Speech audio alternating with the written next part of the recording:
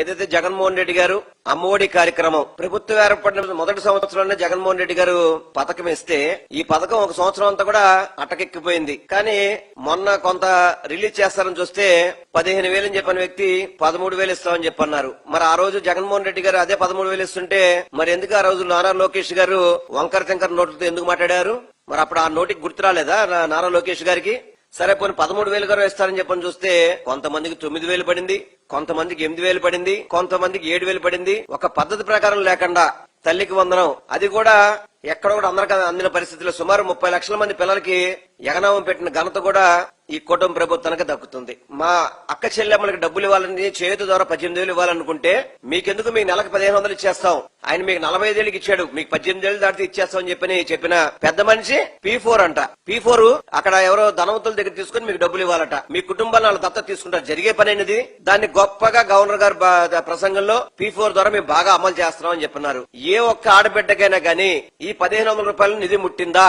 సమాధానం చెప్పండి. కుటుంబ నాయకులు ఎవరైనా కానీ చాలా మందిని వ్యాపారస్తులు కావచ్చు, ఎవరైనా కొంత ఆర్థికంగా కొంచెం బలంగా ఉంటే వాళ్ళని భయపెట్టి మీరు P4 లో జాయిన్ అవ్వాలని చెప్పిన అధికారుల ద్వారా అనేక ద్వారా మీరు భయపెడతారు తప్ప ఎక్కడైనా కానీ ఈ పథకం అమలయ్యిందా?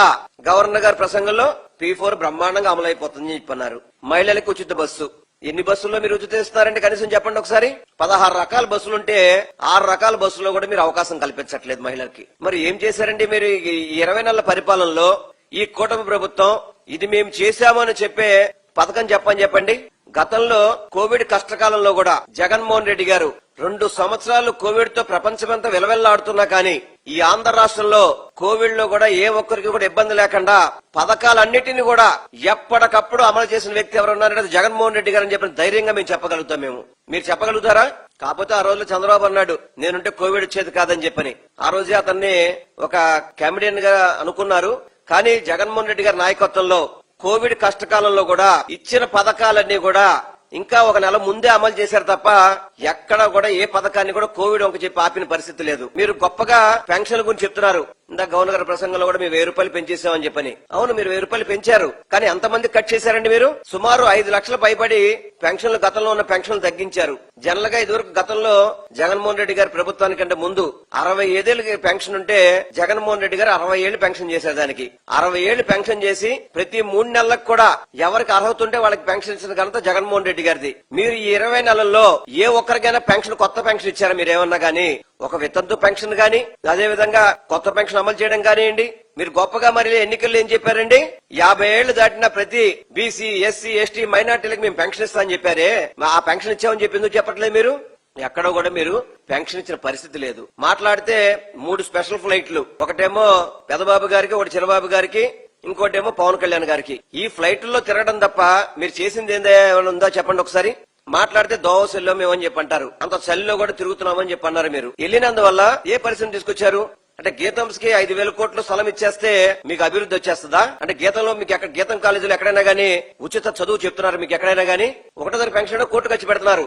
నిన్న పవన్ కళ్యాణ్ గారు వారి కార్యకర్త చనిపోతే పెడనక్కడికి వెళ్లారట. సరే కార్యకర్త కదా ఏదో చేస్తారనుకుంటే ఏదో ఇన్సూరెన్స్ 5 లక్షలు ఇవ్వడానికి మళ్ళీ హైదరాబాద్ నుంచి స్పెషల్ ఫ్లైట్ ఇక్కడికి. ఆ ఫ్లైట్ డబ్బులు ఇచ్చిన వాళ్ళ కుటుంబం బాగుపడుతుంది కదా కనీసం. జగన్మోహన్ రెడ్డి గారు 17 మెడికల్ కాలేజీలు కట్టించారు. ఈ ఆంధ్ర రాష్ట్రంలో విభజిత జిల్లాలకి ప్రతి జిల్లాకి ఒక మెడికల్ కాలేజీలు ఉండాలని చెప్పని ఆయన 17 మెడికల్ కాలేజీ నూతనంగా నిర్మించడానికి స్థలాలు సేకరించి మెడికల్ కాలేజీ నిర్మాణం చేపట్టి కొన్ని మెడికల్ కాలేజీ ప్రారంభిస్తే వాటిని దుర్మార్గంగా PPP అని చెప్పని అమ్ముకుంటున్న దుర్మార్గులు ఎవరండి? ఈ కూటమి నాయకులు కాదా? గతంలో 2014 నుంచి 19 పరిపాలించారు కదా. 10 ఏళ్లు మనకి రాజధానికి హైదరాబాద్ అవకాశం ఉంటే వాటిని కాదని అక్కడ ఓటుకి కోర్టు విషయంలో దొరికిపోయి అడ్డంగా రాత్రిపూట బస్సులో పడుకుని అమరావతిని ఈ విధంగా అబాసుపాలు చేసింది చంద్రబాబు నాయుడు గారు కదా. ఆ రోజు ప్రభుత్వ భూముల్లో కనుక మీరు నిర్మాణం చేస్తుంటే ఈ పార్టీకి అమరావతి డెవలప్ అయ్యేది కదా. ప్రభుత్వ భూములు కాకుండా 33,000 ఎకరాలు భూసేకరణ చేసి కోర్టు కేసులు సరైన నిర్మాణం చేపట్టకుండా 3 పంటలు పండే ప్రదేశాలను నాశనం చేయడం, ఈ అమరావతిని సర్వనాశనం చేసిన చంద్రబాబు నాయుడు కాదు. అతను భూ ఆశ కాదు, రియల్ ఎస్టేట్ వ్యాపారం చేయడానికే కదా ఇవన్నీ కూడా. పోనీ వాళ్ళు గతంలో 5 సంవత్సరాలు అమరావతి రైతులంతా కూడా ఏదో ఇబ్బంది పడ్డారు. వాళ్ళు మీకోసం అంత నుంచున్నారే, మళ్లీ వాళ్ళకి 40,000 ఎకరాలు మళ్ళీ భూ సమీకరణ చెప్పిన రైతులను మోసం చేయడం తప్పు కదా చంద్రబాబు నాయుడు గారు.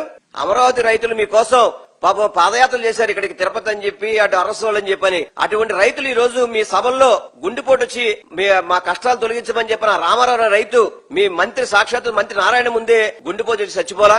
ఎందుకు రైతుల ఘోష మీరు ఈ విధంగా చేస్తున్నారు? మీరు ఇప్పటికైనా మీకు అమరావతి మీద చిత్తశుద్ధి ఉంది అసలుకి? కేవలం రియల్ ఎస్టేట్ వ్యాపారం కోసం అని చెప్పని ఊరికే ప్రచారాలు చేయడం, 3,000 4,000 రూపాయలు అడుగు కట్టాల్సింది 20,000 15,000 16,000 మీ ఇష్టం వచ్చినట్టు మొబిలైజేషన్ అడ్వాన్సులు ఇచ్చేసి ఆ కాంట్రాక్టర్ దగ్గర కమిషన్ చేసుకోవడం తప్ప మీరు ఎక్కడైనా అమరావతి మీద చిత్తశుద్ధితో మీరు పనిచేస్తున్నారా? ప్రశ్నిస్తున్న వ్యక్తి ఏమో మనకి కనపడకుండా పోతాడు. ఉదయం పూట బ్రేక్ఫాస్ట్ ఏమో హైదరాబాద్ లో చేస్తారు, మధ్యాహ్నం లంచ్ ఏమో ఆంధ్రాలో చేస్తారు, మళ్ళీ రాత్రికి వెళ్లి అక్కడికి వెళ్లి పనుకుంటారు. వాళ్ళు మనకు అవసరమా? ఈ కూటమి నాయకులు మనకు అవసరమా? వీకెండ్ వస్తే చాలు చలో హైదరాబాద్ అందరూ కూడా